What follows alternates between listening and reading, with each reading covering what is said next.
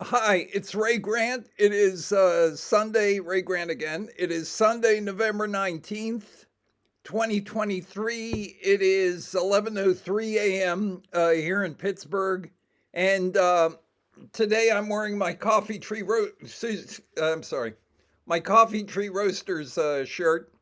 My store, which was at 5840 Forbes Avenue, here in the Squirrel Hill section of Pittsburgh, unfortunately was a victim of the pandemic, but they still have their stores in Shady Side, and actually it wasn't the bridge down in Frick Park fell down.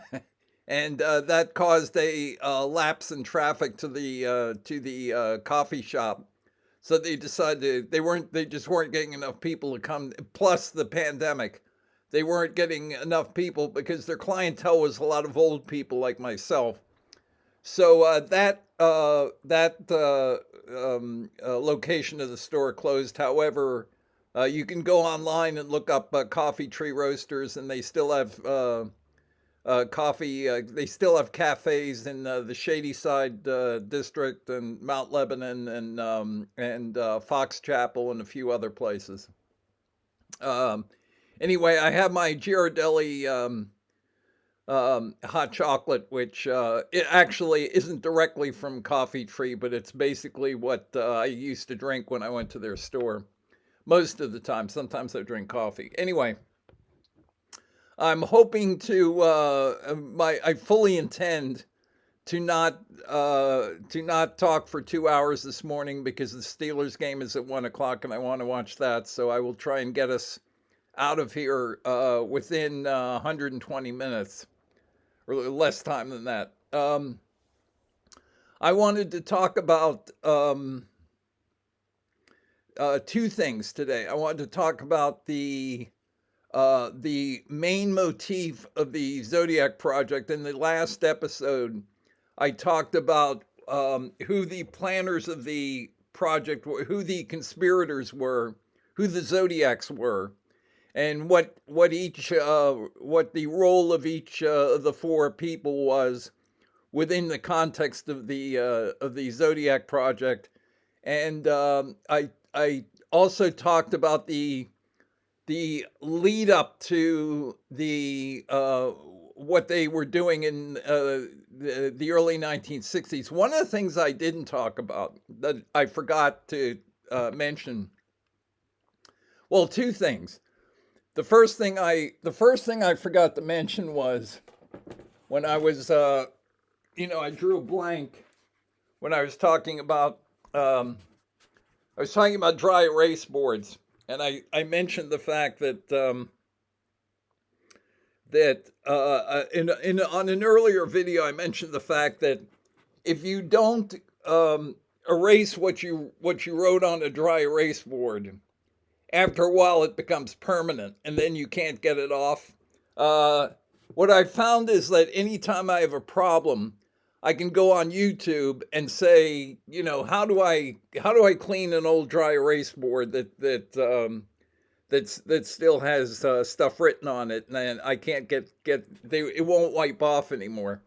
And you can actually use. I just used vinegar, and this stuff basically came off. But the video I was looking at recommended like 90% isopropyl alcohol, but a lot of fairly harmless cleaning, fairly um, uh, not really heavy duty cleaning liquids will also take the writing off. So that resulted in this. I'm still getting the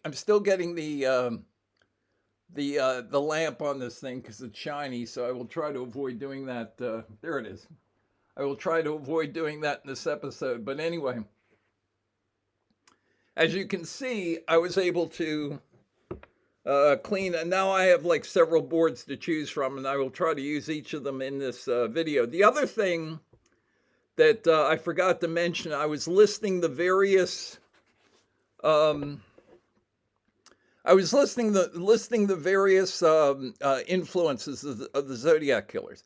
And again, if you're interested in the Zodiac killer case, what you need to do is read the Edwin Baird short story called Sign Z, which is available online. You can go online and just Google that, and you can. I think you may have to purchase a copy of the short story online for like 99 cents or something like that.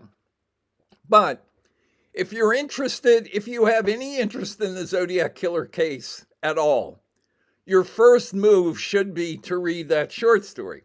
Because what it will become readily apparent to you is that the Zodiac killer or Zodiac killers, okay, read that short story and based their general approach to what the killer was doing in that short story. For example, there's a scene in that short story where the killer calls the newspaper, the local newspaper, and he says, "This is Z speaking." Okay, so as I said, I don't think you can read that short story and not come away with the impression that, well, this has to be one of the the basis for what their general approach was. And there are other examples of that. Obviously, there's the Texarkana Phantom, which is mentioned in the Count Marco letter. He says the Red Phantom red with rage, which basically means he's the Phantom. The Phantom in Texarkana in 1946, who basically operated on weekends and attacked couples in lovers' lanes and wore a mask, although it was a very crude mask compared to what the Zodiac killer wore in Lake Berryessa. There are, the Domingos Edwards murders. I don't believe that for a moment that the Zodiac killers had anything to do with the original murders. However, it is clear that they were aware of those murders and that they patterned what they did in Lake Berryessa after that, partly after that murder. So that's the hot chocolate. I also have some tea here. I may have to run out to the kitchen to get some water if I start coughing. The point being, I was talking about creating conceptual art and creating pop art. One of the things that is done in art is these things that are called collages, where you create a work of art that is made up of disparate elements and that are put together. And this has been done at least going back to Marcel Duchamp with the Dadaists, but you have examples of previous works of art, also previous, Marcel Duchamp put a toilet in an art gallery, put it out there as a work of art. Okay, so it's part of the idea is we are constructing an artwork. We are constructing a collage of various elements, and you had not just things like the Edwin Baird short story and the Domingos Edwards and the Texarkana Phantom stuff, but you had, again, obviously, things like the Tim Holt comic, although supposedly the Death Wheel appears in other comics and in other forms of literature. And you had the Smidgens cartoon, a quote from which is on the punched hole card of October 5th, 1970, which is a Zodiac communication. So the point that was being made is that this is artifice. This is an artifact that is made up of previous artifacts, and if you want to look at it that way, is owing to things that were done by other artists. It's a kind of acknowledgement of influence. So what that does is it underscores the idea that the Zodiac murders were a construction. Okay, so I talked about YouTube. The other thing that I didn't mention when I was citing the various examples of in the 1930s, I talked about Jack the Ripper. I talked about Leopold and Loeb. I talked about with the connection to rope, to buy rope, the connection to the Lindbergh kidnapping, where he uses a symbol at the bottom of the letters so that the police know that it's him communicating, and it kind of does away with any possible, presumably, does away with any possible hoax writers who might attempt to send hoax letters to police, because you will recognize my symbol here. The sensationalistic examples of murder, and in some cases mass murder, in some cases with Starkweather, spree murder. Okay, and you had the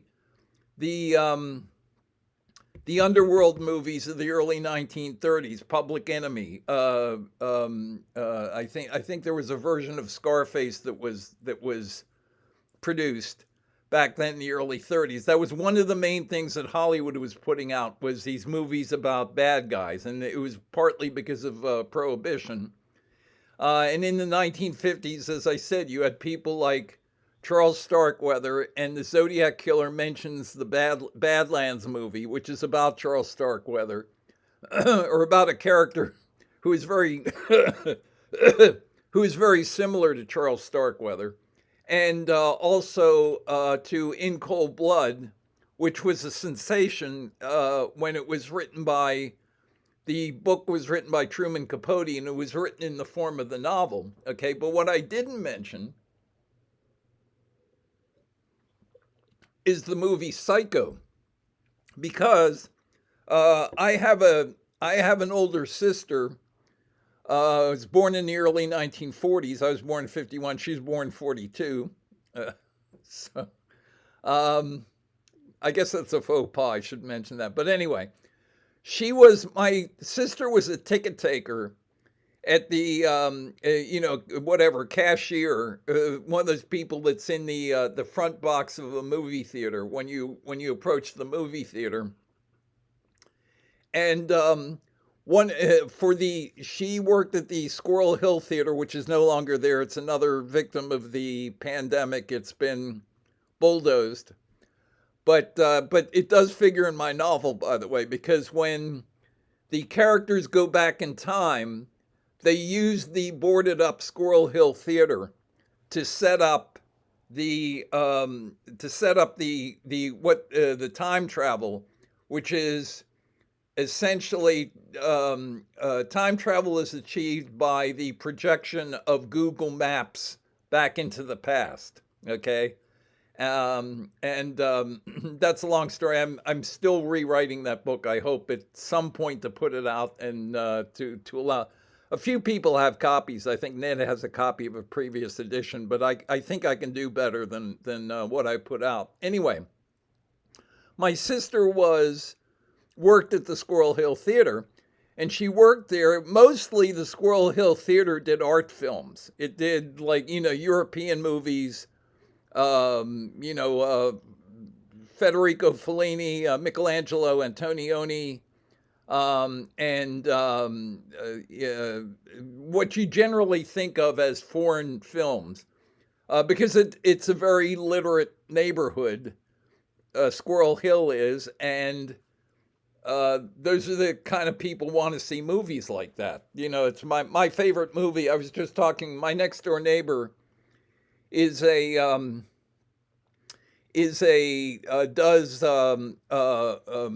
basically film studies. Was doing film studies at the University of Pittsburgh, is now doing them at Carnegie Mellon University, where I worked for 16 years. And we were talking about our favorite movies, and my own favorite, just to give you like a top five, my favorite five movies are La Jetée by Chris Marker, Les Clis by Michelangelo Antonioni, L'Avventura by Antonioni, Betrayal, which was Harold Pinner movie based on a Harold Pinner play, and Before Sunrise, which in many respects resembles some of those other films. I think it's generally considered a popular a movie that has to do with American pop culture, but it actually has a lot of references to movies like Les Clis, for example. But anyway, the point I'm trying to make here is that when my sister was a ticket taker at the Squirrel Hill Theater, she Psycho was at the theater like in 1960, and people who were not alive at the time perhaps don't realize that prior to that, you didn't. Spoiler alert, by the way, if you haven't seen the movie, I'm going to assume most people who are watching this have seen the movie. In Psycho, something happens that had basically never happened before in a movie, which is you go in and see you're watching a movie and there's a star of the movie like Janet Leigh, okay, and you're following her exploits through the movie. And one of the things that you know as a viewer is that she's still going to, well, I mean, she might die at the end of the movie, but she's not going to die in the middle of the movie, right? Well, in Psycho, she does. It's like you're watching the movie and you get to the halfway point of the movie and you're saying like, wait a minute, did she just die? Well, what's going to happen in the second half of the movie then if the protagonist isn't around? And then the movie kind of switches protagonists and goes on with other people. So it's another example in the pop culture where this sort of activity of, in other words, basically what the movie is saying is, what Hitchcock is saying in that movie is, you know what? I'm not that interested in the Janet Leigh character. I'm more interested in the Tony Perkins character. So let's just with Janet Leigh, which is a shame because she was a babe. But by the way, Janet Leigh is the one who, I always assumed that Tony Curtis was whatever, unfaithful or something, and Jamie Lee Curtis is their daughter. But I always assumed that, he must have been fooling around or something and she divorced him. No, them being divorced was her idea, not his.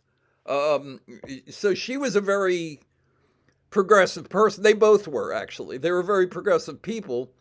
And Hitchcock is basically saying in that movie, I am more interested in the Tony Perkins character, the psycho, than I am in the Janet Leigh character. So we're going to go on with, now we've reached this fork in the road, and now we're going to continue with the Tony Perkins character, and we'll just put Janet Leigh in the trunk of a car. And there had to be a tremendous amount of uncertainty in the theater while Janet Leigh is like lying on the floor in the shower after the shower scene with her eye open, and there's like the close up of her eye, and there had to be people in the theater thinking, wait a minute, is she dead now? That can't be right. Okay. So essentially what you're dealing with is the same thing that happens in serial murder cases. Okay. Which is, or has up until, I talked about it, that doesn't happen anymore because mass murder events have become so common. But what happened in serial murder cases is that people were more interested in Richard Hauptmann than they were in the Lindbergh baby. They were more interested in Leopold and Loeb than they were in their victim, in Bobby Franks. And unfortunately, hate to have to say this, okay, but the people who post on Zodiac Killer message boards don't give a rat's ass about Sherry Bates. They may say they do. They may say, oh, every October 30th, they may say, R.I.P. Sherry Bates. But they don't give a rat's ass about her. Why? How do we know that? We know that because if you look at the actual evidence and what Sherry Bates did and said and who she was, you know that the consensus of Sherry Bates could not have been inside a 35 by 70 foot library with whatever several dozen other people and not make her presence felt. It's not possible. Okay. But again, on a Zodiac Killer message board, anything is possible. Cows fly upside down backwards. It's like Zodiac Hobbyists. Let me give a shout out to Druser here because he emailed me and he mentioned the term hobbyist. That's not even my term.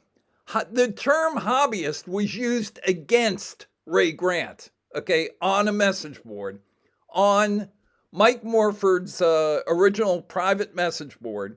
That term was used by a poster who went by the fake name of Zabagliona. And I'm sure there are like lots of old hands now, like watching this video, who remember Zabs.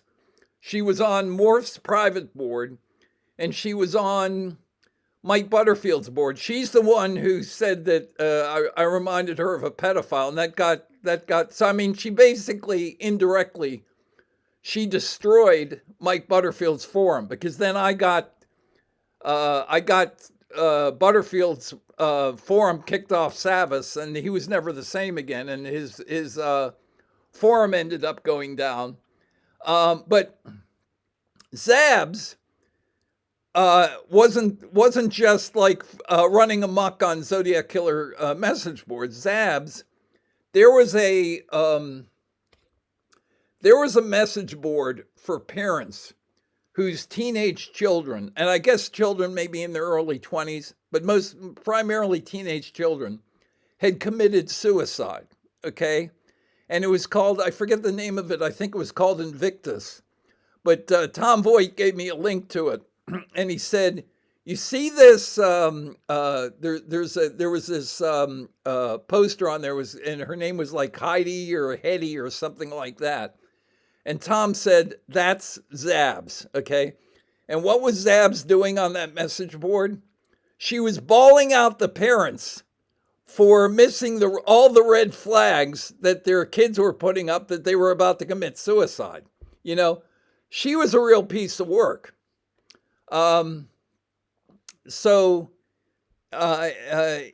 Anyway, I'm trying to remember why I brought her up. It had something to do. She was on Butterfield's board. Oh, she used the term hobbyist.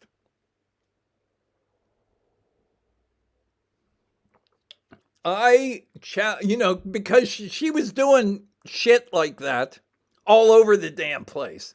And I said something like, do you really feel comfortable running amok like you do on message boards when nobody knows who you are and you're just this anonymous person who's going in and causing havoc?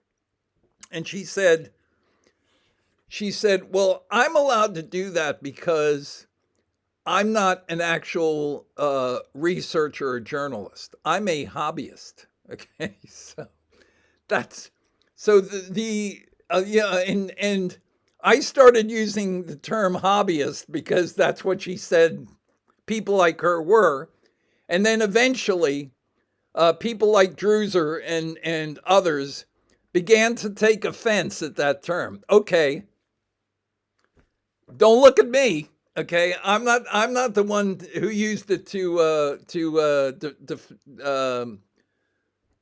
defend myself. That term was used against me. Hobbyists on Zodiac Killer message boards don't care who David Faraday was. They don't care who Betty Lou Jensen. If they cared who David Faraday was, they would realize that David Faraday would not have been in the gate number 10 turnout 10 minutes after 11 o'clock on a night when a date had been set up for him to look good to the Jensen. He was an Eagle Scout. If he's in the turnout at 11:10, he's not going to get back to the Jensen home till like 11:25, 11:30. How's that going to look to her dad, who was in the military? Not very good, okay?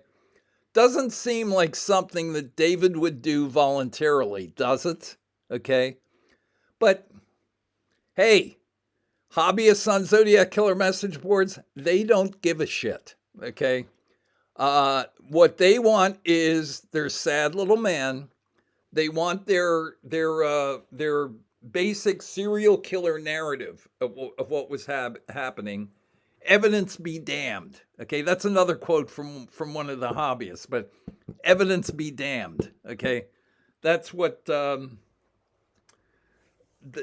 was the idea. So again, to get back to Psycho.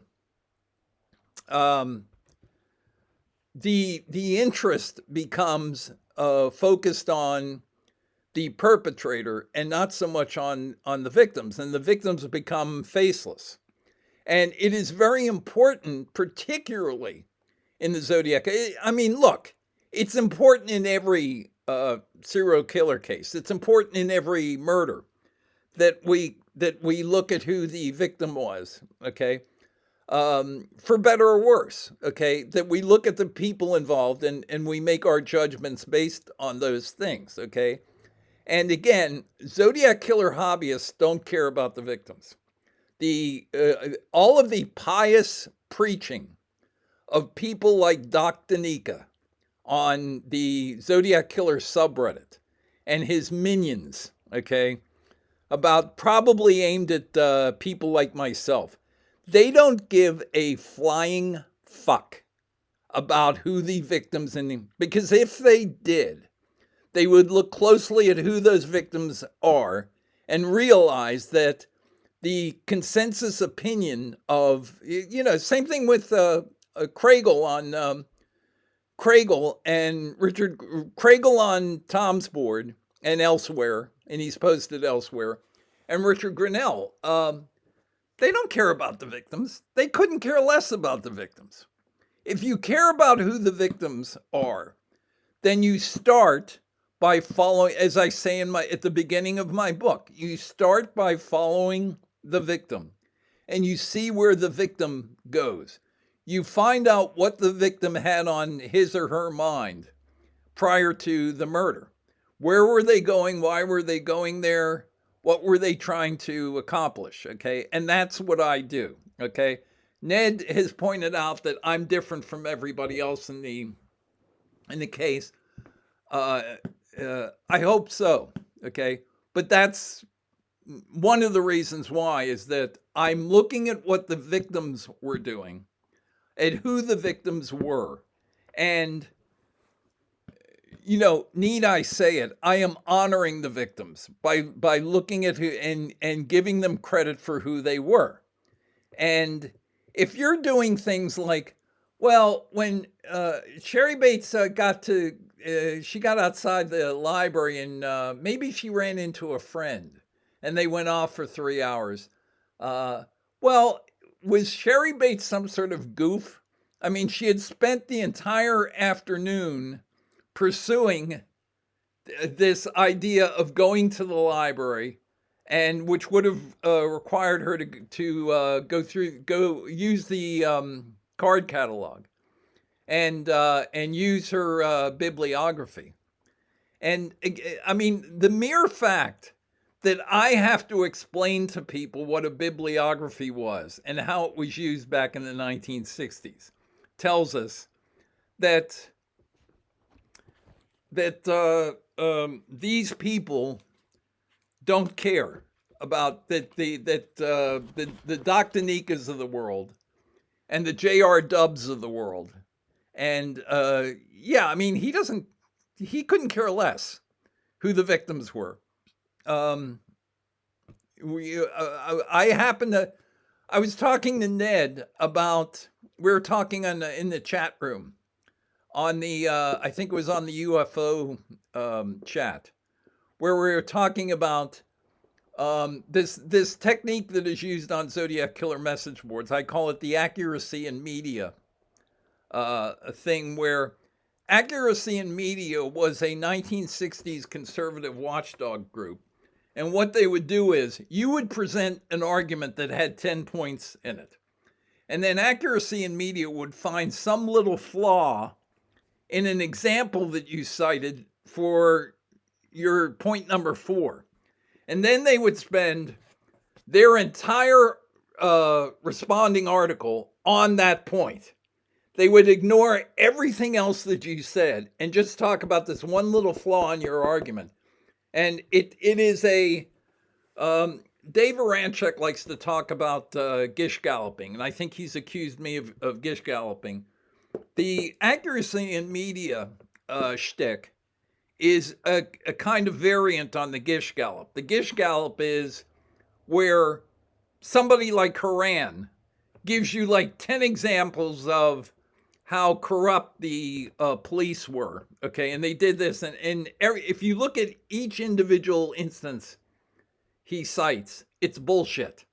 But the fact that he can cite 10 examples, all of which are bullshit, somehow is more impressive than if I'm stopping him and saying, okay, wait a minute, this one example you're giving, because that may actually make me look bad. It may look like I'm nitpicking what he's doing, okay? So, what I say to these people, you want to debate, Druser, like I said, Druser emailed me, hey, you guys can debate me. We can go online. There's this thing called Skype. You can go on Ned's channel. I recommend Ned's channel as a kind of middle ground here. And, we can talk about it. Let's do that. Let me see how far into, about half an hour or so. Okay. Well, I've carried on long enough, and now I'm going to actually talk about what I set out to talk about. Here's what the I was talking about things that I forgot to mention in the previous video. Here is what we're going to talk about. I was talking about the general structure of who these Zodiac killers were, and what led up to their deciding to create the Zodiac killer. What Berta Margulies and everybody else ended up doing, what their backgrounds were, and what role they took, okay? And now, I'm going to talk about some specific things which relate to who those people were and why they were doing what they did, okay? So, let's start. What I am about to talk about is a fundamental theme in the Zodiac case. Now, again, if you're Richard Grinnell, or, well, he mentions me every time he goes online, so I might as well mention him. Or Dr. Nika, or whoever else you are. And you honestly believe that the Zodiac killer was some guy doing, do the screeching violins from Psycho. If you honestly believe that, then you don't have to go on watching this video, because I'm going to talk about something that is completely different from any of that. So, I mean, don't stretch yourself out.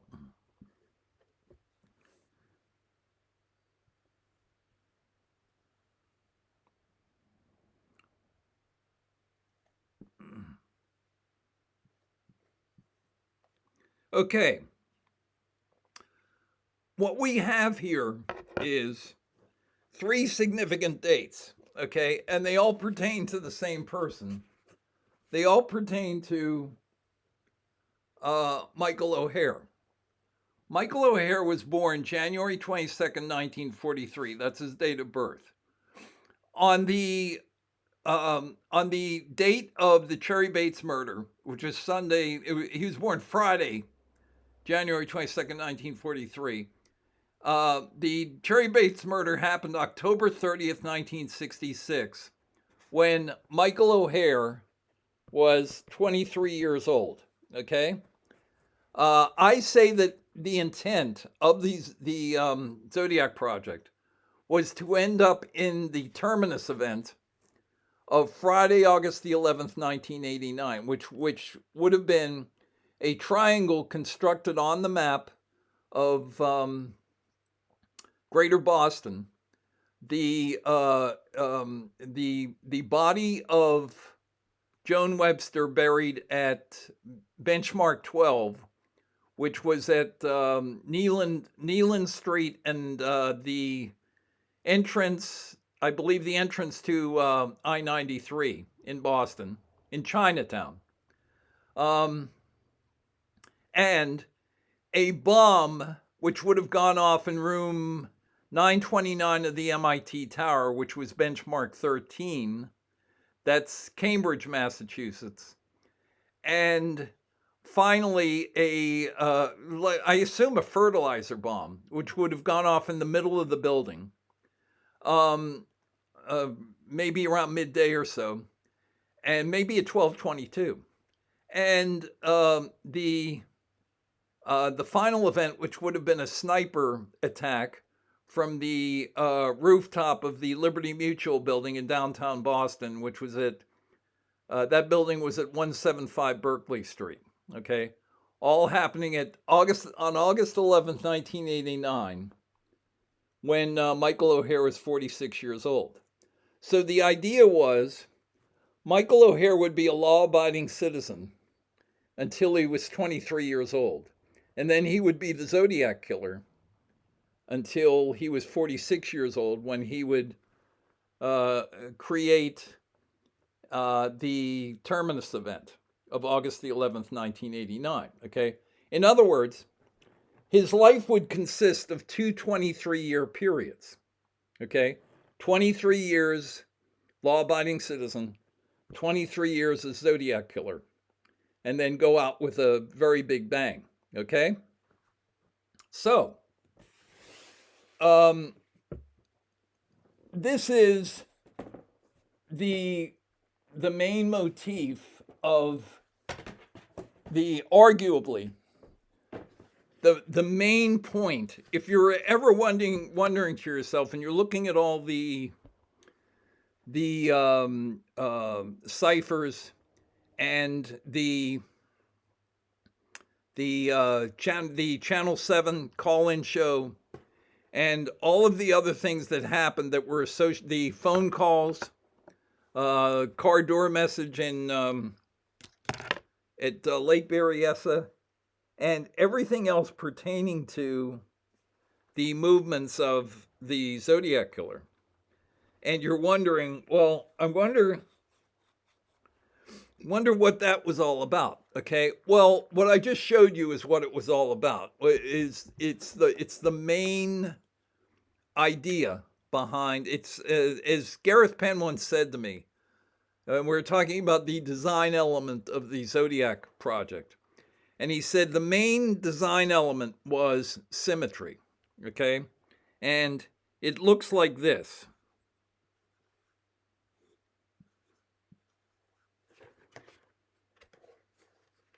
This is it, okay? Those of you who have been, spending a lot of your time posting on Zodiac Killer message boards and so forth, this is what they were trying to get across. 2323. Two 23s, okay? Michael O'Hare, 23 when Cherry Bates was murdered. And another 23 years, and he is 46, and that's when he does the terminus event. In other words, another way of looking at it is the Cherry Bates murder cuts Michael O'Hare's life in half. Okay? So that's one of the fundamental ideas of the Zodiac Project. Okay? And the idea of 223s can take multiple forms. In other words, let me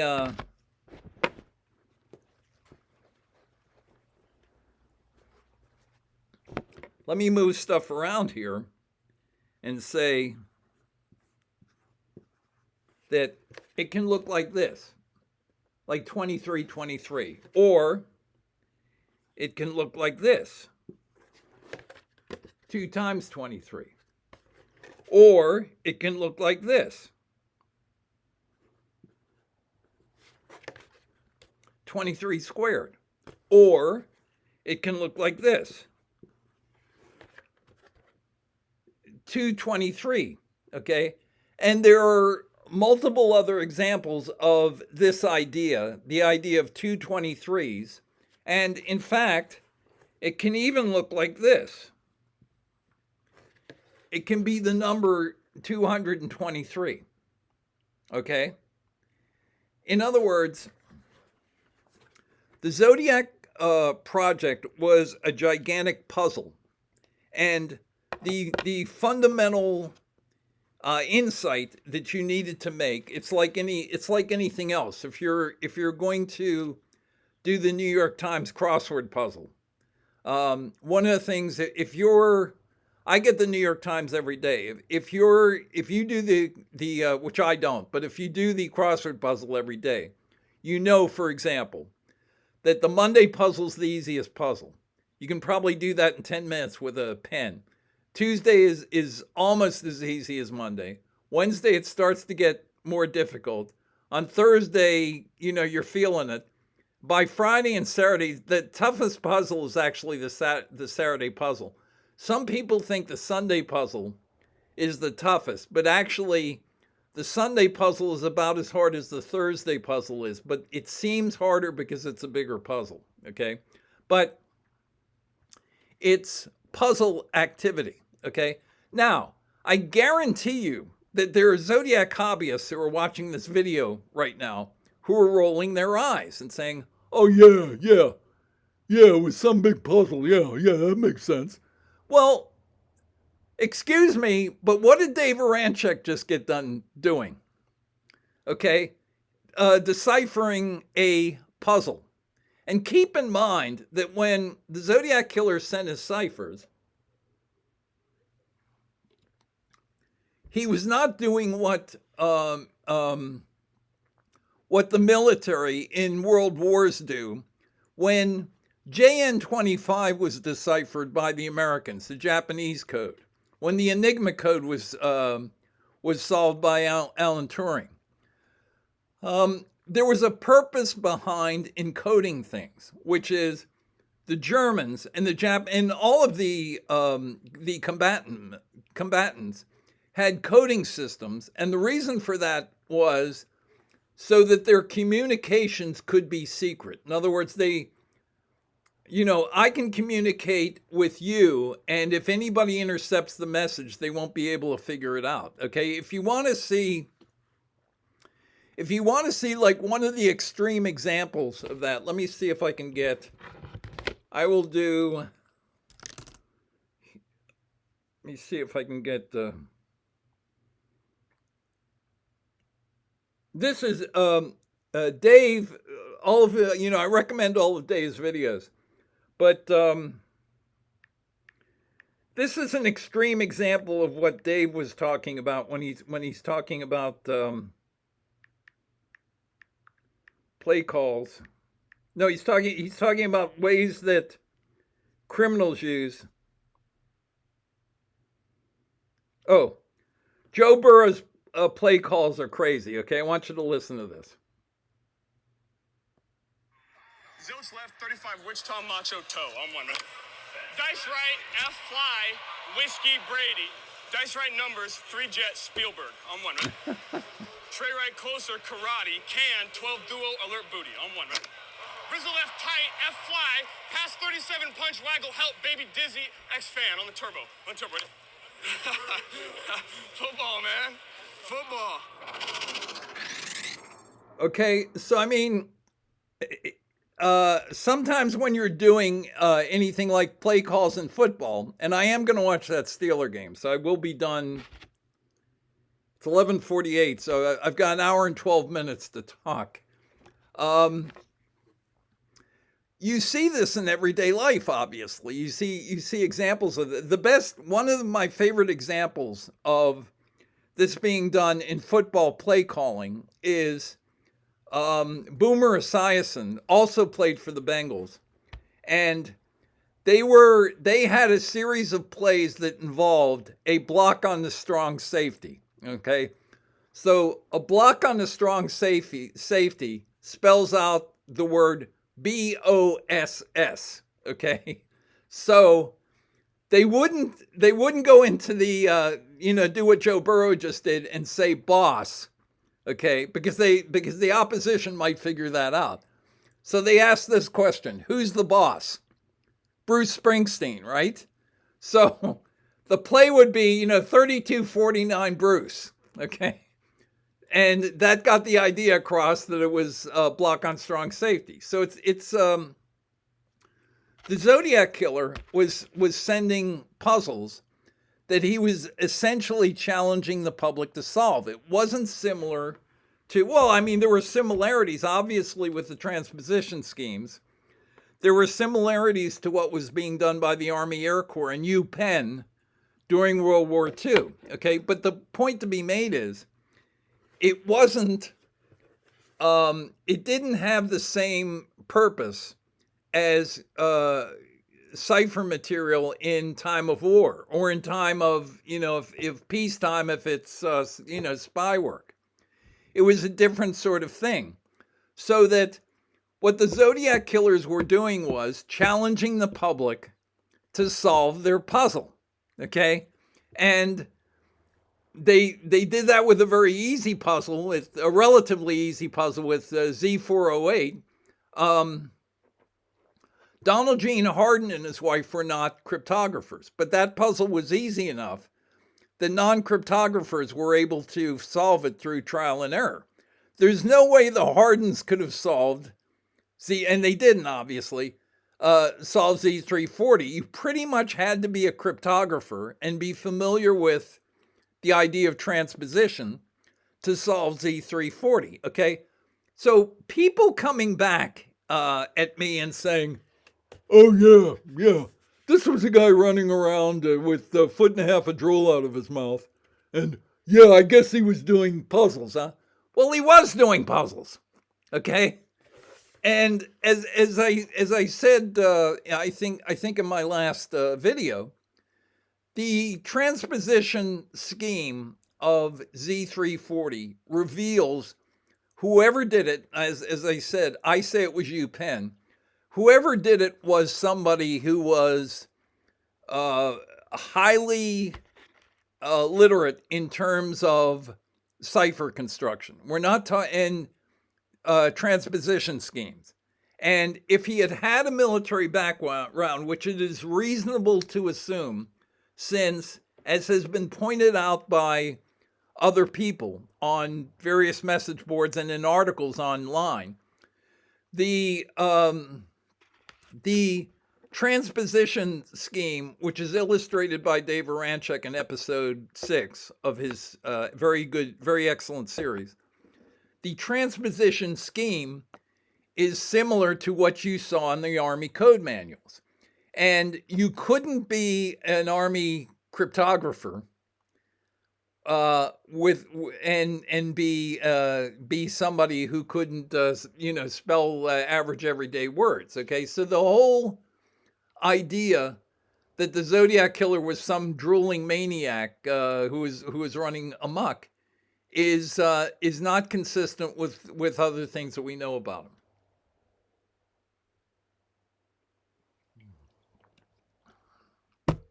So, so I mean, it was a puzzle. The whole thing was a puzzle.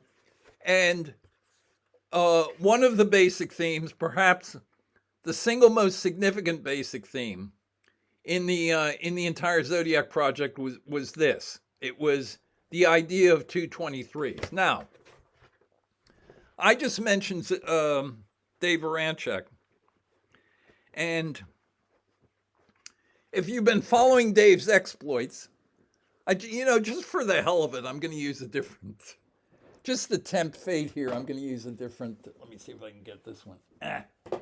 Yeah, okay. Because I don't think I've used this one. So, oh, okay.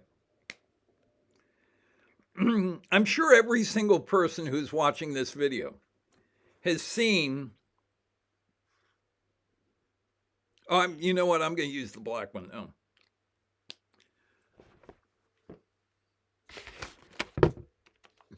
Every single person who's watching this video has seen Dave's episode 5 and also episode 6 where he talks about this issue. So you know what I'm talking about.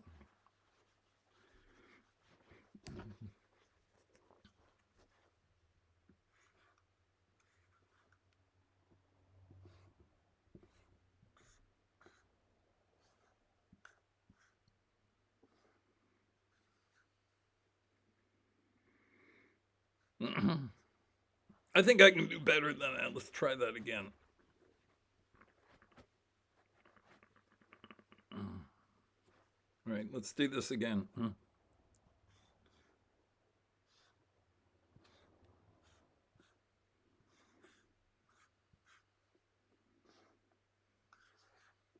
Okay, this is, let me see.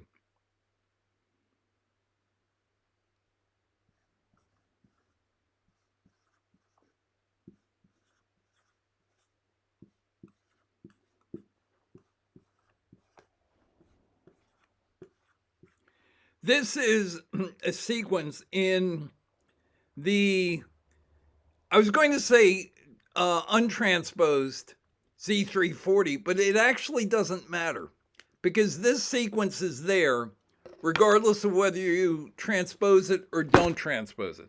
So clearly, let's dot our I's and cross our T's here. So, come on. Okay. All right. Clearly, this phrase is significant. It's this phrase and the word death at the end, or I think what I'm going to do is make the same point at the bottom, although I'm not going to address this yet. I will address it later. But this is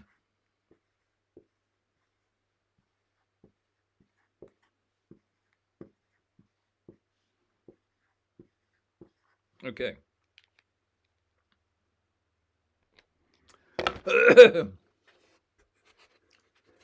This is the phrase "life is" that concludes the first half of Z340. Now, what disguises this is that the transposition scheme uses 9 rows, then 9 rows, and then 2 rows at the bottom.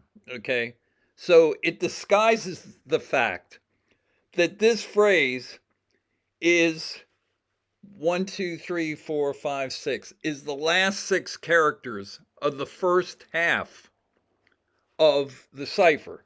So it's 165, 166, 167, 168. And these letters are arrived at without any use of transposition. It is strictly by just converting these symbols to the letters as given in Jarl's AZ decrypt. Okay, so it's LIFEIS. Okay, 165, 166, 167, 168, 169, 70. This ends the first half of the cipher. Life is. Okay, And then, as I said, I'll talk about death, but here's the idea. This is the first half. This is the end of the second half. 336, 337, 338, 339, 340. Transposition be damned. Transposition does not affect this whatsoever. It's exactly what is in the cipher grid at those positions. Okay? So clearly, the Zodiac's in effect, and figuratively, we're saying, regardless of whether you can figure out the transposition scheme or not, this is what we're trying to get across, okay? Life is death, okay? And the question we would then have to ask ourselves is, how is life death? I mean, that doesn't make sense. They're opposites, aren't they? Okay? So let's look at this first term. Life is. At the end of the first half of the cipher, the cipher writer suddenly says, out of the blue, and in a way that you can't ignore, life is. Why?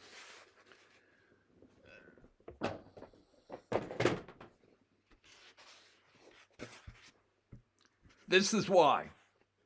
It's because with Michael O'Hare, the Sherry Bates murder cuts his life in half. He is 23 when he commits the murder. He will be 46 when he dies on August 11th, 1989. So his life consists of two 23s. Think about that for a second. Michael O'Hare's life consists of two 23s, okay? That seems like that seems a little weird, doesn't it? Well, no, because everybody's life consists of two 23s. Human life consists of two 23s. Okay? Every cell in your body, if I went to, doesn't matter who it is. It could be Druser, it could be Richard Grinnell, any of the Zodiac hobbyists. It's all the same thing. Their lives all consist of two 23s. Why? Because every human cell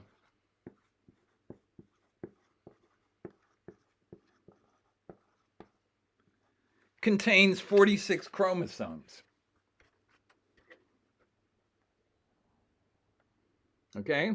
And not only am I not an artist to speak of, when I worked for the Postal Service, I was forbidden by my bosses to write anything on anything that was going to be used by other people and had to be read by other people, because nobody could read my writing. And then if I'd written something like 2 weeks ago, I couldn't read it. I didn't know what it said.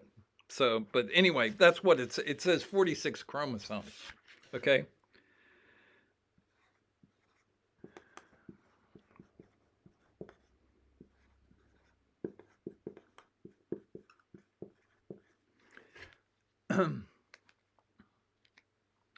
Aren't hobbyists on Zodiac Killer message boards clamoring for more DNA?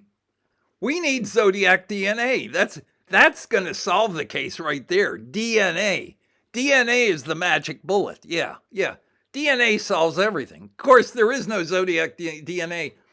If I could go to the Lake Herman Road turnout and scour the area and find Michael O'Hare's DNA somewhere, guess what? I couldn't do anything with it because I couldn't tie that to the specific event on December 20th, 1968.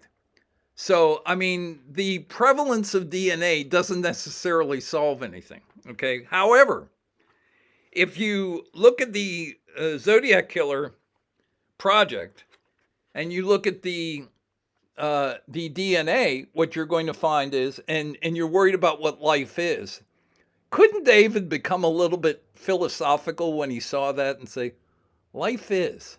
I wonder what that means. What could that possibly mean? Every human cell contains 46 chromosomes. And they're basically the blueprint for that's specimen, whoever it is. 23 are donated by the mother, 23 are donated by the father. Okay, so in that sense, life is 223. Human life is 223. Okay, so when Michael O'Hare commits the Sherry Bates murder, he is at the halfway point of his life, in figuratively. Okay, he's 23 years old. He intends to die when he's 46. Okay, so that's what we're dealing with here. This is it. Okay, I wonder what the Zodiac ciphers mean. I wonder I wonder why they wrote all these letters and did all this stuff. Okay, well, one of the lessons that are involved in, and I try explaining this to Dave, it doesn't work, is that don't bother deciphering the ciphers because you're going to miss the point of the whole thing, okay? It's the ciphers are fool's gold. What you have to look at is the general format of what they were doing, the general format of the Z340 cipher grid, the format of Z408, and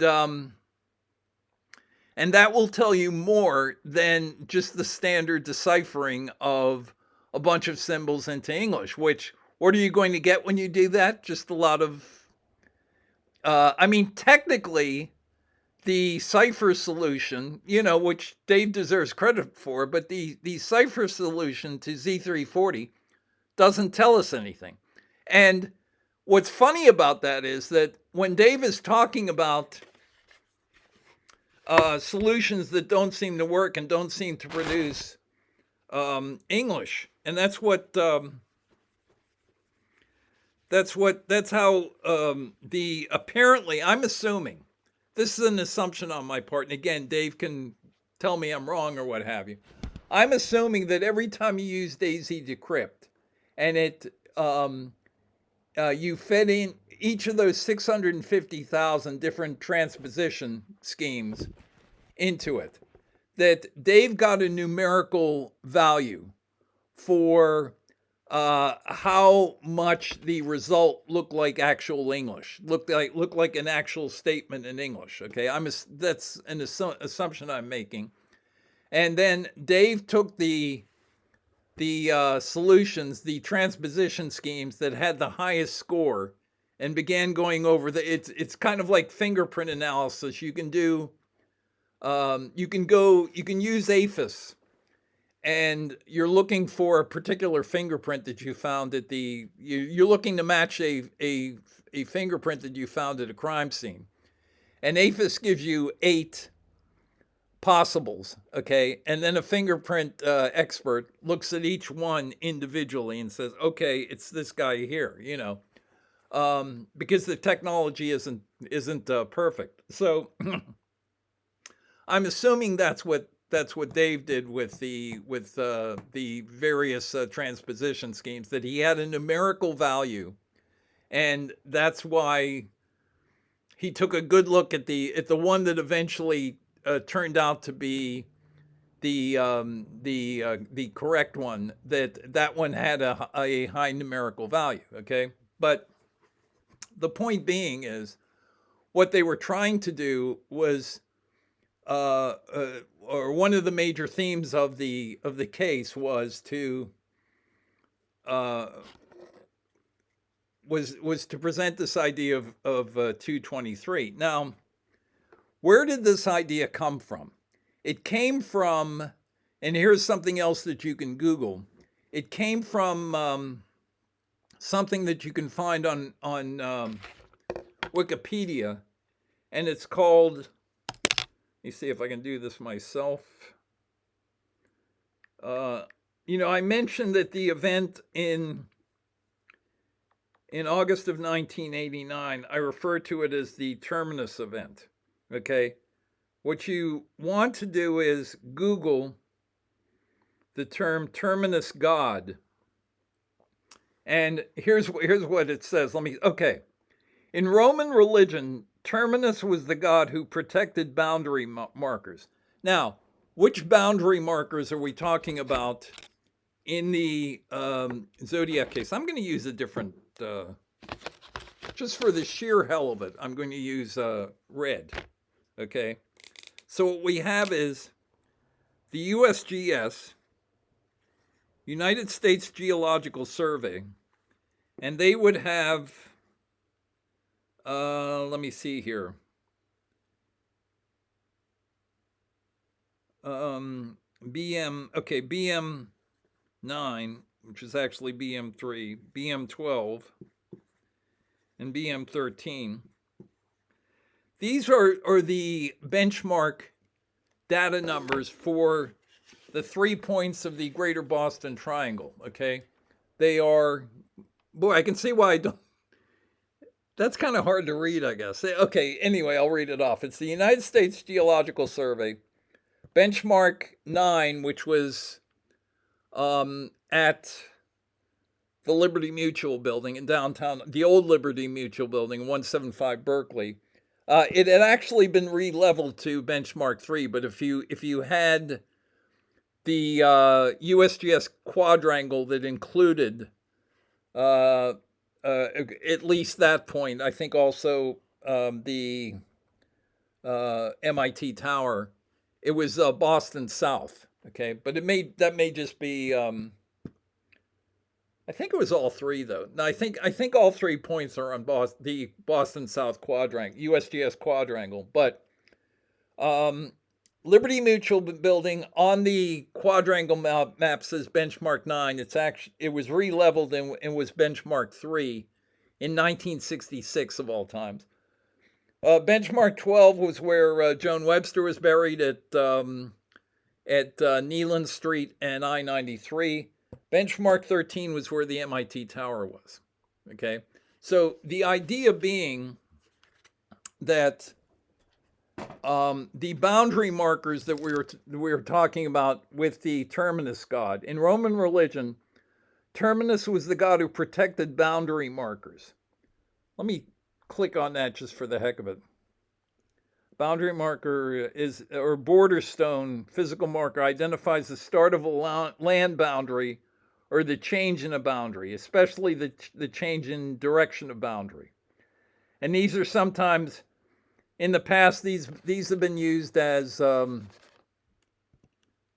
the past these have been used, it says boundary trees, pillars, monuments, obelisks, and corners. Boundary markers can also be markers through which a border line runs in a straight line to determine that border. They can also be the markers from which a border marker has been fixed. Okay? So, anyway, to get back to our definition of terminus god, in Roman religion, Terminus was the god who protected boundary markers. As I said, the Zodiac killers decided to use USGS benchmarks. And in any given area, if you have a neighborhood like Squirrel Hill, if you have an area like downtown Boston, you might have, let's say, a half dozen benchmarks sprinkled, across that general area. And they might be a block or two apart or what have you. And they're generally used so that when there's construction in an area, they can fix points in space. Okay, that's what the whole point of a USGS benchmark is. That this is a point which is 3 feet above sea level.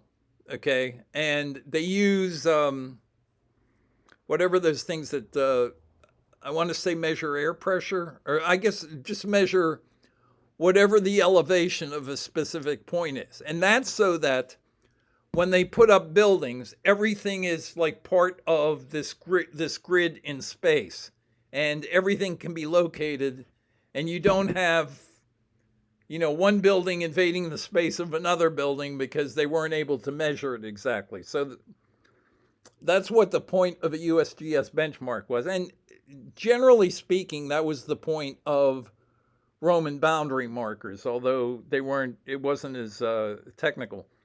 In Roman religion, Terminus was the god who protected boundary markers. His name was the Latin word for such a marker.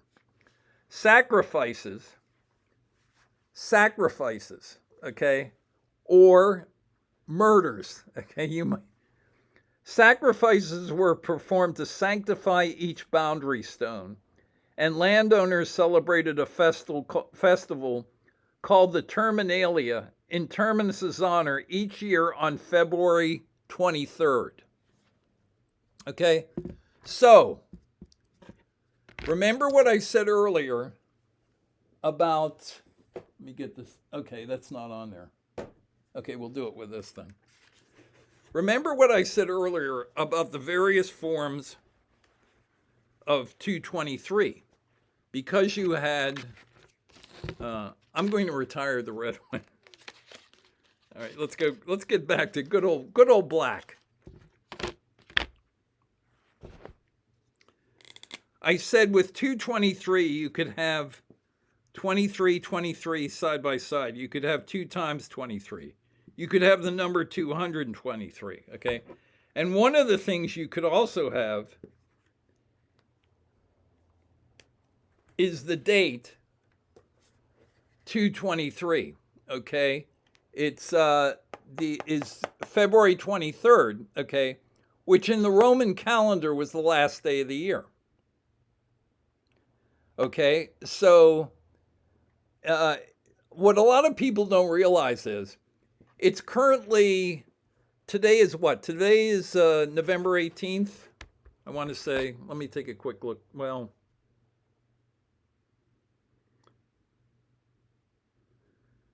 November 19th, okay. Today is November 19th. November does not mean 11th month. It is our 11th month, but NOV, November, actually means 9th month. October means 8th month, oct, O-C-T, like octagram, it has, octagon has 8 sides. Sept, I'm a septuagenarian. That means I'm actually in my 8th decade, but I've lived 7 decades so far, okay? But why are we off by 2 months? Okay, shouldn't this be like shouldn't our November mean like 11th month and not 9th month? It's for this reason. It's because in the Roman calendar, the year ended in February. Okay, so when you got to September, that was the 7th month. When you got to October, it was the 8th month. When you got to November, it was 9th month, and December was the 10th month. Okay, and then things went haywire, and we started. I don't know. I'll have to check the historical significance of the changes, but anyway, there was a shift, and we began starting our years in January. Okay, but for the ancient Romans, the year ended at the end of February, and it ended on 2/23, okay? So that was the idea. So let me go back here. Sacrifices were performed to sanctify each boundary stone, and landowners celebrated a festival called the Terminalia in Terminus's honor each year on February 23rd, okay? So to make the choice of August 11th doubly significant, okay? To make it significant, August 11, and there are other reasons to choose that date, but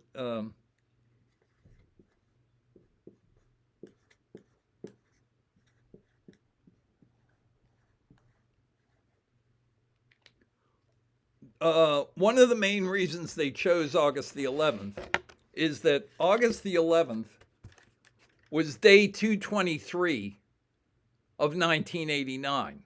Okay, so that's why that was one of the reasons that that date was chosen. And what I'm going to do, I'm going to do something that is only possible now, would not have been possible back in the 1960s. I'm going to see if I can do it here. And just to make things like a little bit more dramatic for everybody, I'm going to,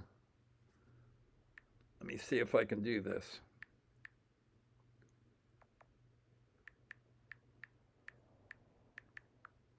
Nope.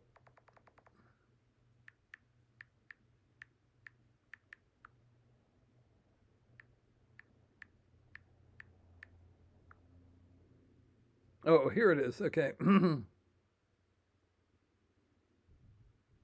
Okay, I have to go to Vimeo for this.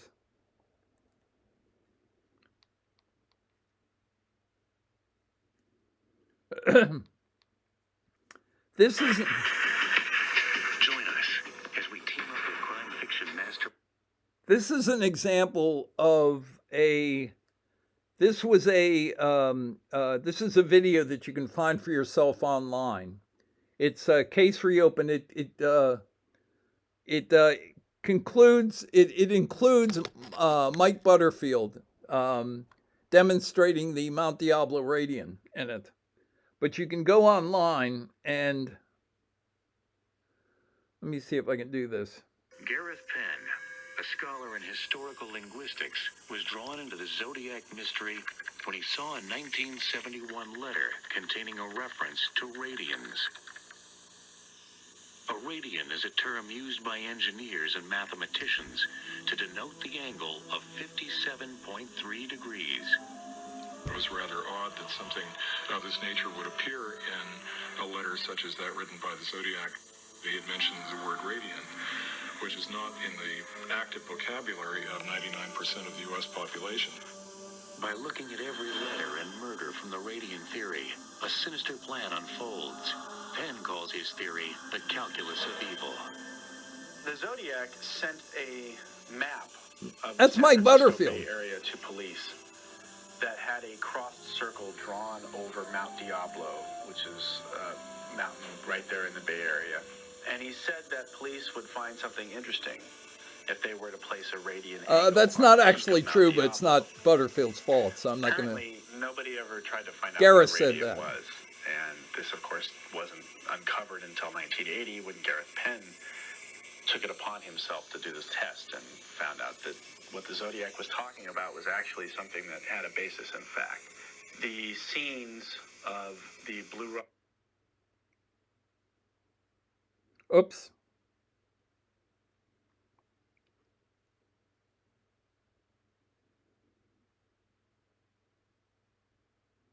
Okay, I just messed up. Let me.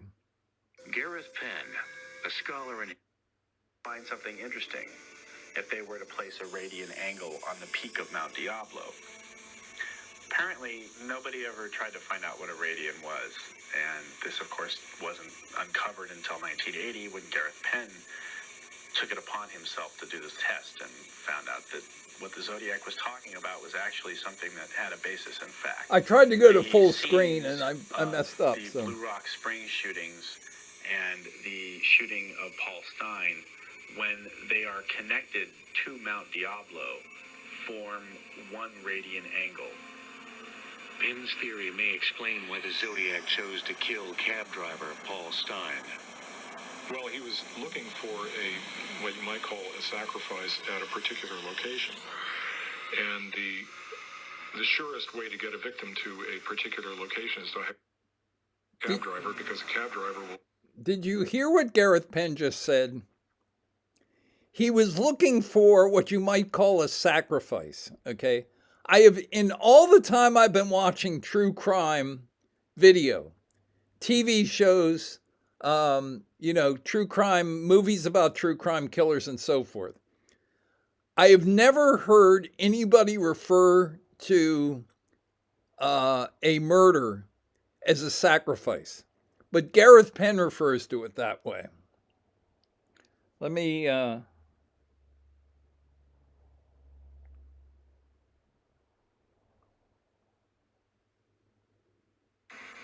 theory may explain why the Zodiac chose to kill cab driver Paul Stein.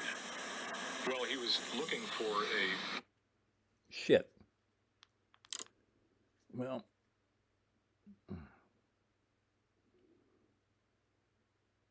try it again.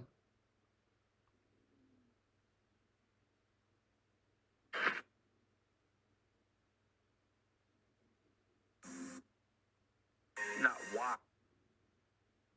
Hebrew language. And found out that what the Zodiac was. But according Find something interesting. If they were to place a radian angle on the peak of Mount Diablo. Sorry. Apparently, nobody ever tried to find out what a radian was. And this, of course, wasn't uncovered until 1980 when Gareth Penn took it upon himself to do this test and found out that what the Zodiac was talking about was actually something that had a basis in fact. The scenes of the Blue Rock Springs shootings and the shooting of Paul Stein, when they are connected to Mount Diablo, form one radian angle. Penn's theory may explain why the Zodiac chose to kill cab driver Paul Stein. Well, he was looking for a, what you might call a sacrifice at a particular location. And the surest way to get a victim to a particular... Sorry about my, I'm not good with remote controls either. But anyway, the point being made there is Gareth Penn refers to the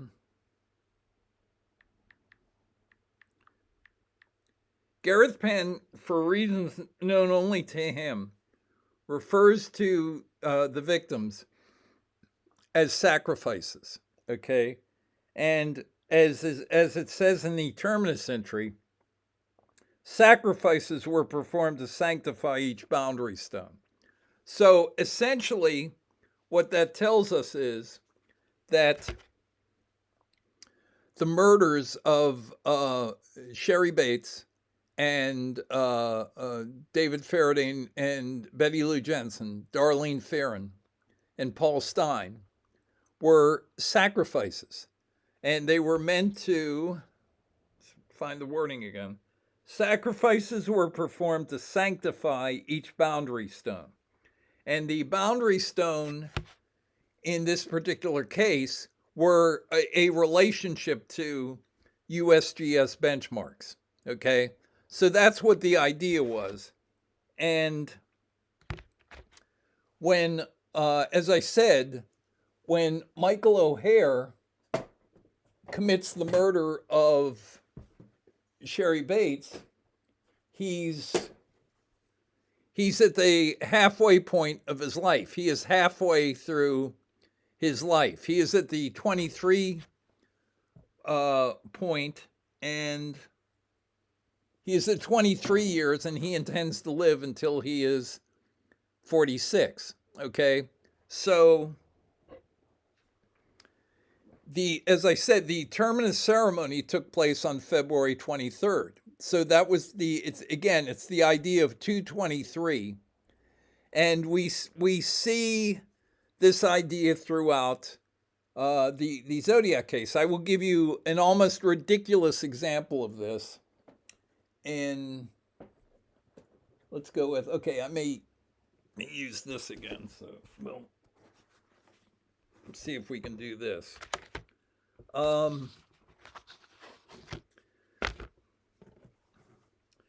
The Mount Diablo letter and the map section that was included with it is often referred to as a reference to magnetic north. Okay, well,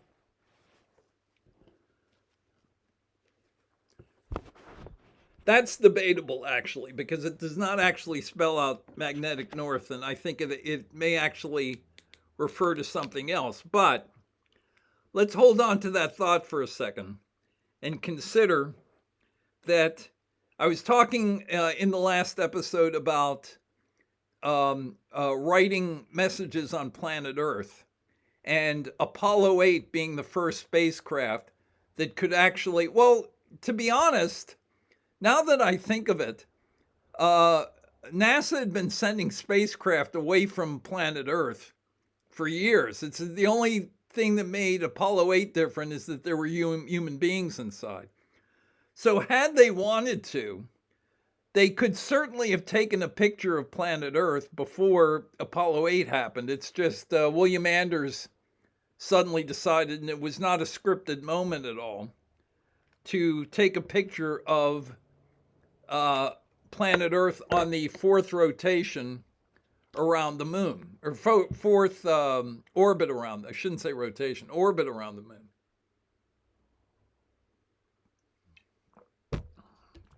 But here is a whimsical application of the same idea, which I'm positive they were aware of. If you're talking about the axial tilt of planet Earth, it looks something like this. Well, we'll do it up here. Okay. So imagine that this is planet Earth. And this is the axial tilt. And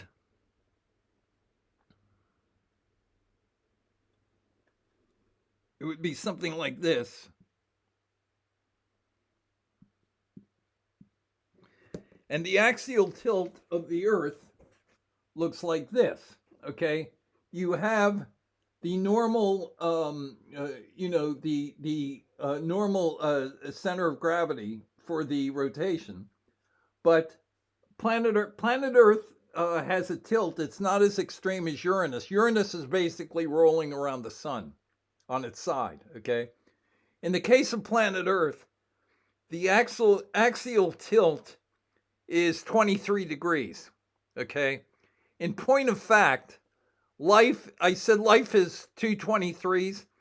In this sense, life is also 223s, because what gives us life is planet Earth.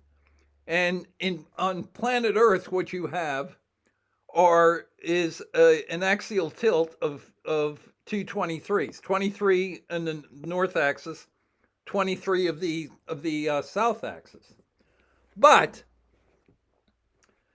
that is also true of the Zodiac killers, because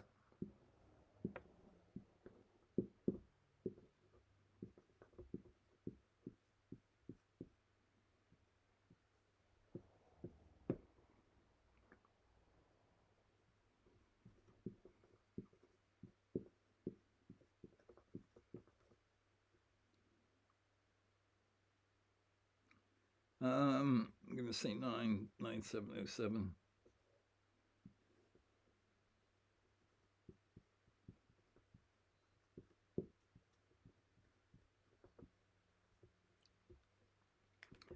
Because the Zodiac personnel consisted of, notice you have two poles up here. You have the North Pole, you have the South Pole. You have 23, you have 23. Guess what? The Zodiac Project also consisted of two poles.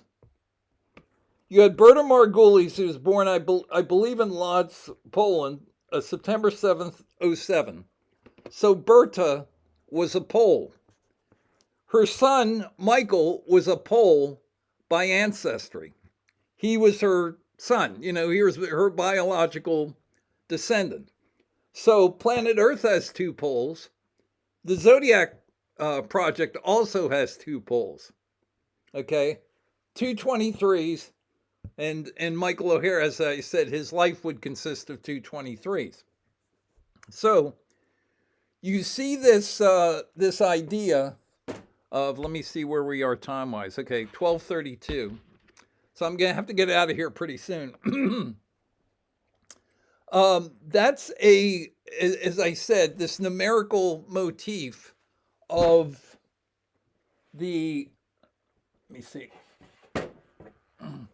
of what Dave Aranchik found in Z340. Life is 223s, okay? If life is 223s and life is death, that means that death is 223s too, doesn't it? So how could that happen? In 1989, I contacted MIT in May, on May 17th, because Gareth Penn had originally, well, I'll go with this and I'll go to the T.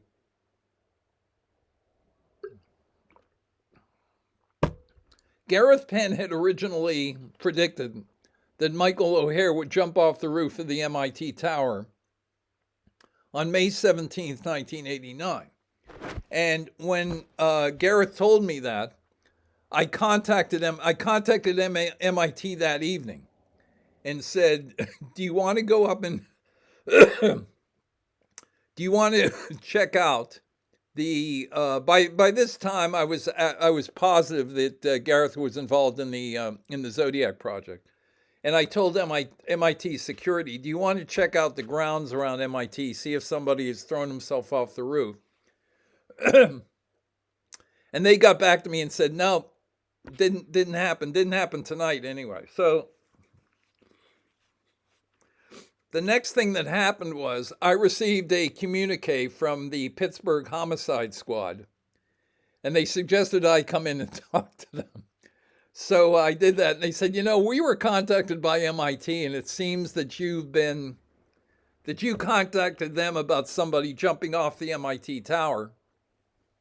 And again, this would have happened, I guess, in the, May 18th, May 19th, May 20th, 1989. And what happened was I started telling them about basically what I've been telling you, except obviously I didn't know about what was inside Z340. And I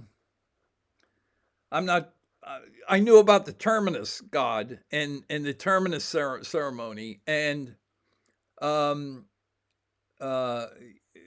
knew that that 223 was a major motif of the Zodiac Project.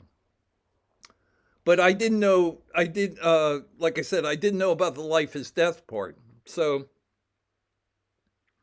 I'm explaining all of this to the Pittsburgh Homicide Squad.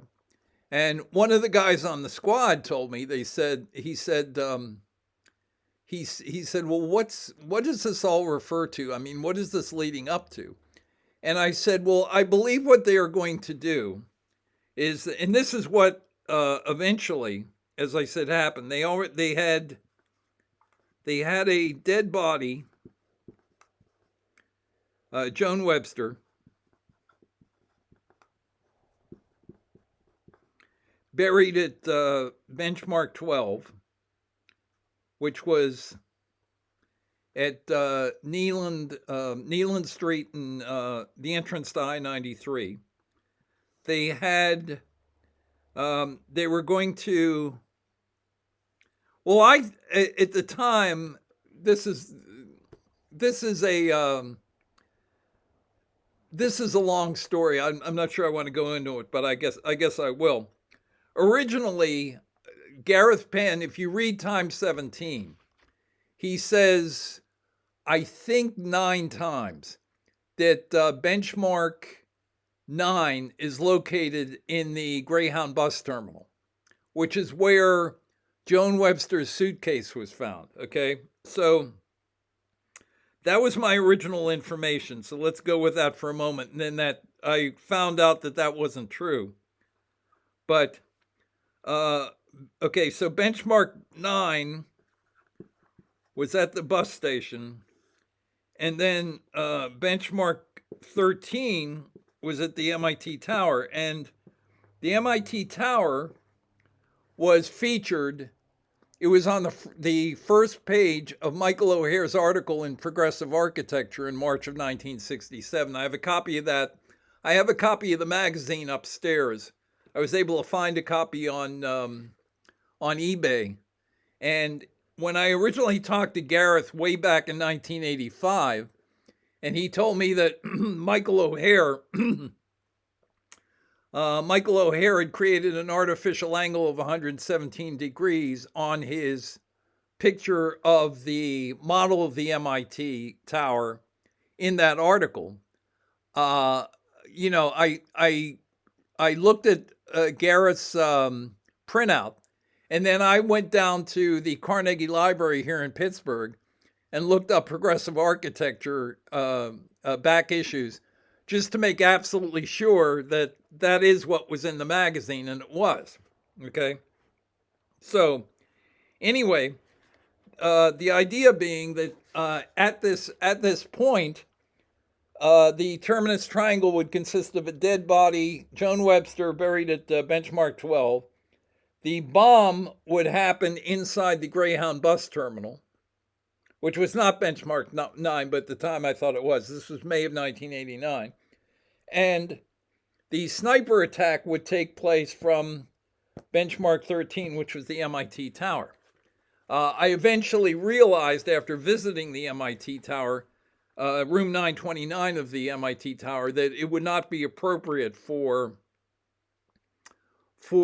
somebody to attempt to launch a sniper attack from there. Okay, but anyway, one of the things that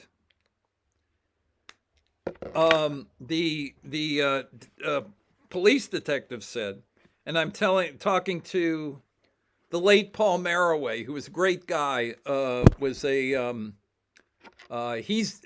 Maraway is the guy who, when they had the DC sniper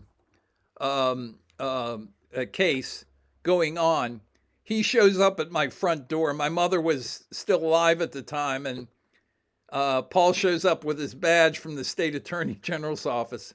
He had retired from the Pittsburgh Police Department. He went to work for the state attorney general's office. He shows up at my front door when I guess I was at work, and he shows his badge to my mother, and he says, "Is Ray around?" And my mom said, "What's going on?" And Paul said, "We know Ray's a smart guy. We want to talk to him about the DC sniper case." And basically, what Paul thought, I was more internet literate than I was at the time, and he was interested in sniper sites. That apparently there were sniper sites in the dark web, and the assumption that everybody makes is that if you were in Mensa, that you must know everything about computers and about the internet, which I really don't. But anyway, I'm talking to Paul at this sit down with the Pittsburgh Homicide Squad, and it's whatever, May 20th, 1989, and I'm mentioning that the terminus event would consist of it would consist of a body that was already buried in Chinatown in Boston. It would consist of a bomb set to go off in the bus terminal in downtown Boston, and then a sniper event from a building in Cambridge, Massachusetts, on the MIT campus. And I started talking about, I'm not gun literate either. I don't know computers, I don't know the internet, and I don't know guns. I know them a little bit better than I did back then. So I start talking about 223s, and Paul is staring at me, and he said, "Well, a 223 is what they call one of those rifles." And I said, "What?" And he said, "Yeah." He says, "There's this thing called 223 ammunition, and rifles that use it." I shouldn't write this because I don't know that the AK-47 uses it, but the AR-15, I'm reasonably sure does use 223s. He said, very often rifles that use that type of ammunition are referred to as 223s, and they're referred to as 223s because they use that ammunition. Okay, so I didn't even know that, and Paul's connecting the dots for me, and he said, yeah, he says, so that would kind of like fit in with what you're talking about, wouldn't it? And I said, I had no knowledge of anything like that, but this brings us back to the idea that I was talking about earlier. Life is death, okay? If life is 223s, okay? And your life is 223s, not only because the blueprint for your life consists of 23 what do I want to say here? The whatever the 23 markers donated by your mother, 23 donated by your father, and your life also consists of two 23-year periods, roughly, of where the murder of Sherry Bates ends the first half of your life. You're 23 when you murder Sherry Bates. You're 46 when you die. So your life consists of two 23s. And all human life consists of two 23s. But how is life death? Well, life is death because if the last thing you do in your life is kill people with a 223, then you've got 223 up here and 223 down here. And life is death. And you have the first half of your life, which ends with character 170, and the last half of your life which ends at the end of the cipher. And how important did the Zodiacs consider this to be? Obviously, these expressions were not even part of the transposition.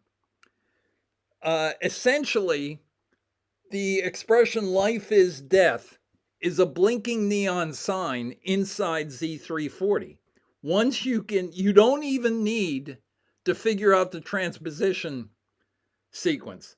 All you need is to figure, isn't this amazing? All you need to figure out is what the conversions were from ciphertext to plaintext, what AZ Decrypt gave you, basically. And you can get this. Now, how likely are you to know that that's a correct solution? As Dave says, this is too short for you to possibly be sure that that's what was meant by it. But because Dave's a brilliant cryptographer, and he is a very patient person, and has a lot of good qualities, and not forget the triathlon stuff though. You should take that stuff down. But the cryptography stuff is very impressive. Because the rest of the puzzle was solved. One advantage of that, although we don't learn anything about the killer from it, is that it underscores these three words: life is death. When is life? It's like, when is a door not a door? When it's ajar, okay? When is life death? When life is 223 and death is 223. That's when. Okay? And so I was going to talk about, won't do it now. I will talk about Riverside in the next episode, and I will connect some of these dots here. But one of the things that I wanted to point out about, all right, let's get this together, is that the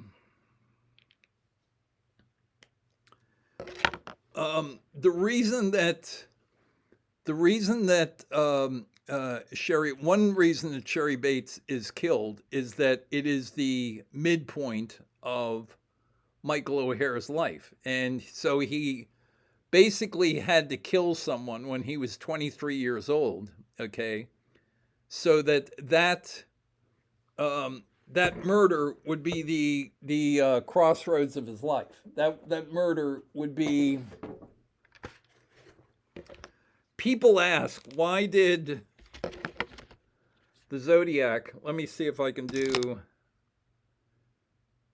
Halloween card.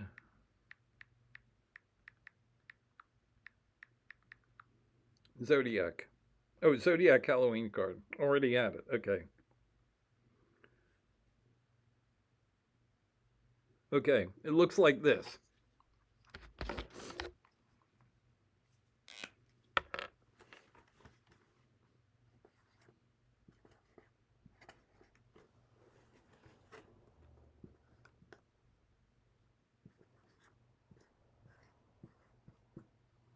Okay.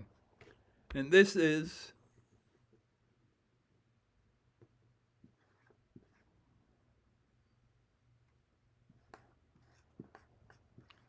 he talks about paradise and slaves in the Z340 solution.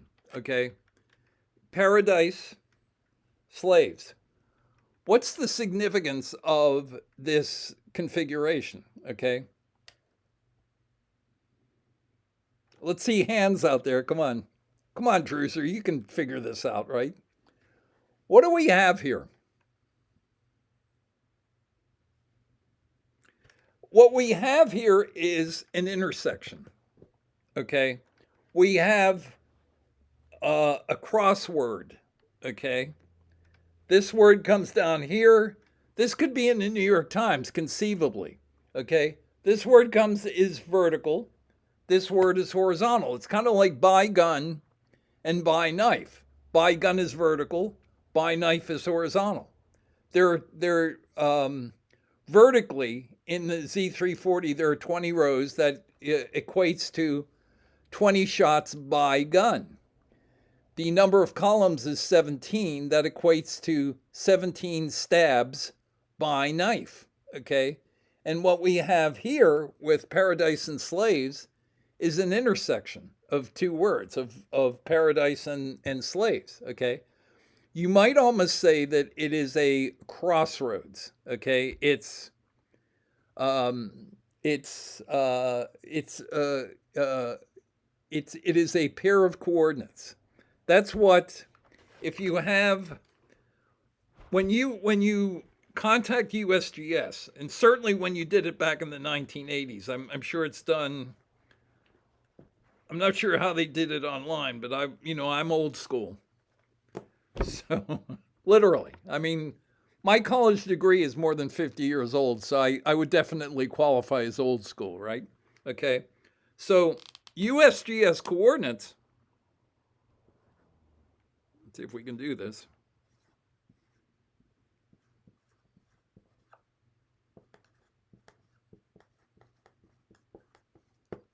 If you watch Close Encounters of the Third Kind, okay, the aliens don't tell the Earthlings, hey, meet us at Devil's Tower. Instead, they broadcast the Earth coordinates for Devil's Tower, okay? And there's that very dramatic scene in Close Encounters of the Third Kind where I think it's Bob Balaban stands up and he said, before I was a translator or what have you, I used to work with maps. And he says, this first number is longitude, okay? And then they go get the globe from from one of the offices and pull it out and so forth, okay? But it's the same idea. So where you have, anytime you have a crossroads, you have the possibility of identifying a specific point, okay? And the advantage of using USGS coordinates is that you can identify a specific point on planet Earth, okay? And for example, if I wanted to claim a murder, there's a Grant Street in downtown Pittsburgh. Let's say that there was a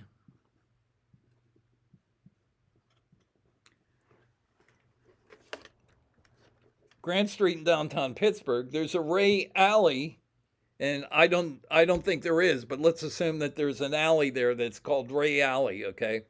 One of the ways to identify myself as a killer would be to drop a body at the intersection of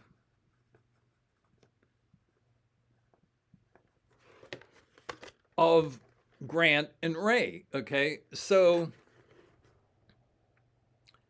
the problem is that you can't always find places where, you know, I know there's a Grant Street in downtown Pittsburgh. I don't think there's a Ray Alley. Okay, so how would I put a body on planet Earth in such a way that it would identify me, but without people being able to figure out that I'm the killer? Okay, and one of the ways of doing that would be to use USGS coordinates and use the numbers involved to identify, use like alphabet substitution, for example, and just spell out, you know, this murder was committed by, and I say in one of the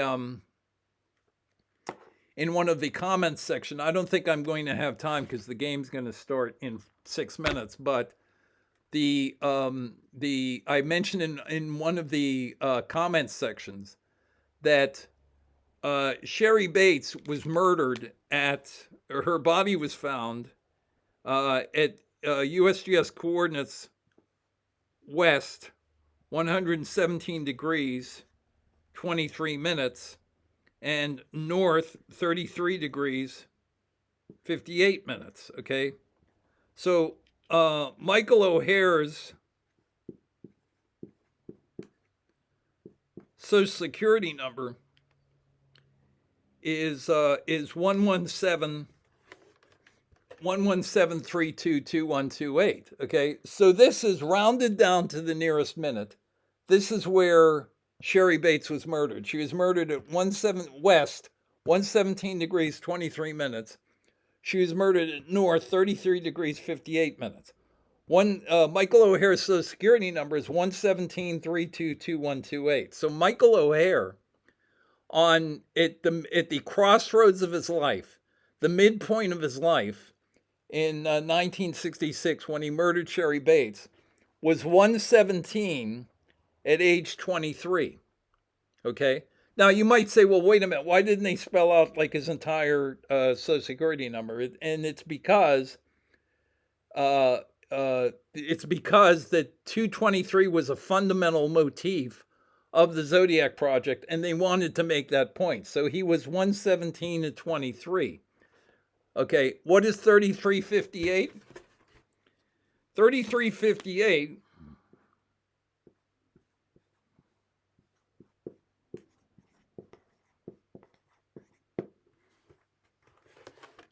is the Zodiac. Okay, it's 20 plus 8 plus 5. It's 26 plus 15 plus 4 plus 9 plus 1 plus 3.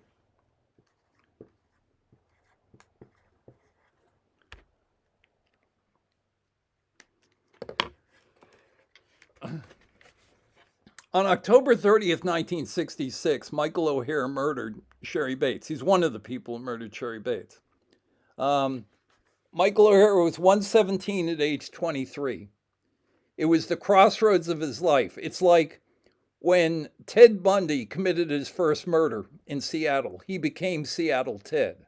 When Peter Sutcliffe committed his first murder as the Yorkshire Ripper, he became the Yorkshire Ripper. When Gary Ridgway committed his first murder as the Green River Killer. In each case, it was the crossroads of their lives when they went from being this identity to being this identity. And you can demonstrate this using USGS coordinates. That's basically what they were saying. And it's why they killed Sherry Bates. It's why they abducted Sherry Bates, held her for 4 hours, then brought her back to this specific point and murdered her.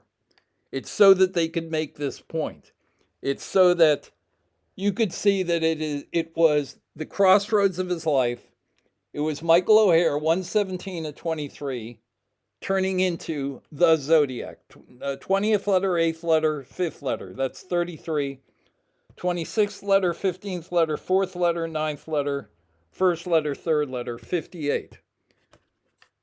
Riverside was Michael O'Hare becoming the Zodiac. Why didn't they use the name Zodiac in Riverside? That's why. It's because they wanted you to find this. Now, they did use Z in the 3 loose leaf letters, but they didn't use this they didn't call themselves the Zodiac yet, and that's why. It's because it's a puzzle, and they want you to find the solution to the puzzle. Anyway, kickoff is coming, so I will call it a day here. Thanks very much for everybody for watching this video. I will continue along this line relatively soon. As long as my voice holds out, I'll keep going. So I will, again, thanks for watching, and I will talk to you soon.